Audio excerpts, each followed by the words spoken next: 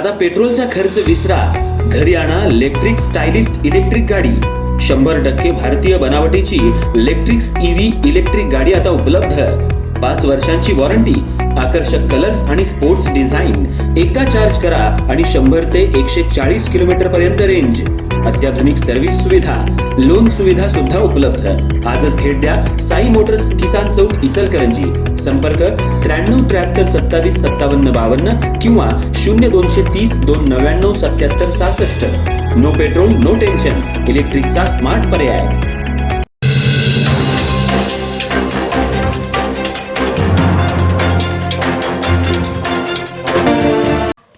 इचलकरंजी शहरामध्ये पुन्हा यंत्रमागाचा खडखडाट होणार सुरू.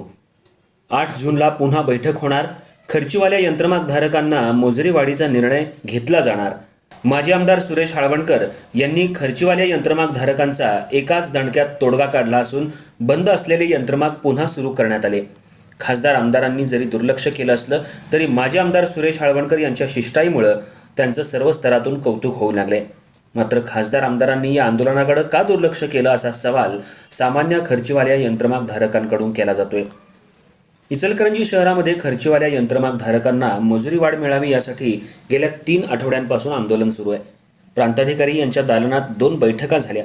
जिल्हाधिकाऱ्यांच्या बैठकीकडे ट्रेडिंग असोसिएशननं पाठ फिरवली. आज माजी आमदार सुरेश हाळवणकर यांनी प्रांत कार्यालयात येऊन खर्चीवाले आणि ट्रेडिंग यांची बैठक घेऊन योग्य तो निर्णय बैठकीमध्ये काढला आणि उद्यापासून यंत्रमाग सुरू करण्याचे आदेश दिले. तसंच येत्या 8 तारखेच्या बैठकीत योग्य निर्णय घेऊन दरवाढ देण्याचा निर्णय घेण्यात येईल असं सांगण्यात आलं. आजच्या बैठकीला पालकमंत्र्यांनी देखील पाठ फिरवली. या अगोदर खासदार आमदारांनी पाठ फिरवली होती. पण माजी आमदार सुरेश हाळवणकर यांनी गावाचं होणारं नुकसान आणि खर्चीवाले यंत्रमाग धारक आणि ट्रेडिंग असोसिएशनमध्ये वादावादी सुरू होती. तसंच खर्चीवाल्या यंत्रमाग धारकांनी आंदोलन तीव्र केलं होतं. रस्त्यावरून यंत्रमाग व्यवसायाशी निगडीत वाहतूक करणारे टेम्पो अडवण्यात येत होते आणि बंदमध्ये सामील होण्याचं आवाहनही करण्यात येत होतं. गावात सध्या तणावाचं वातावरण पसरलं होतं. एकमेकांवर गुन्हे दाखल करण्याचं काम सुरू करण्यात येत होतं. पण आज खर्चीवाल्या यंत्रमाग धारकांची माजी आमदार सुरेश हाळवणकर यांनी दखल घेऊन प्रांत कार्यालयात बैठक घेऊन दोन्हीकडच्या प्रतिनिधींना बोलवून योग्य तो तोडगा काढण्यात आला असून सुरू असलेलं आंदोलन मागं घेऊन येणाऱ्या 8 तारखेला योग्य निर्णय घेतला जाईल. माजी आमदार सुरेश हाळवणकर यांनी केलेल्या या शिष्टाईला यश आले. गावात होणारे नुकसान हे न भरून निघण्यासारखं होतं.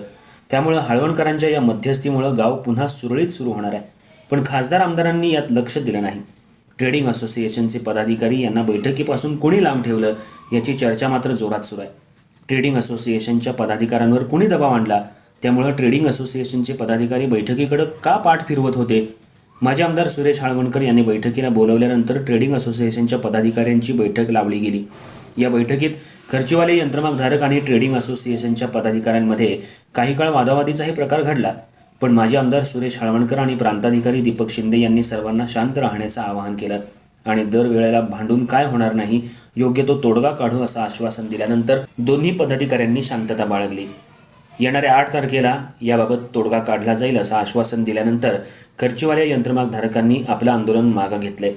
इचलकरंजी शहरामध्ये आणि चंदूर शाहूनगर परिसरात यंत्रमागाचा खडखडाट बंद होता. आता पुन्हा हा खडखडाट सुरू झाल्यामुळं खर्चीवाल्या यंत्रमाग धारकांना थोडा दिलासा मिळाला आहे. माजी आमदार सुरेश हाळवणकर यांच्या पुढाकारानं आज पुन्हा यंत्रमाग सुरू झालेत. खर्चीवाल्या यंत्रमाग धारकांनी माजी आमदार सुरेश हाळवणकर यांचे आभार मानलेत.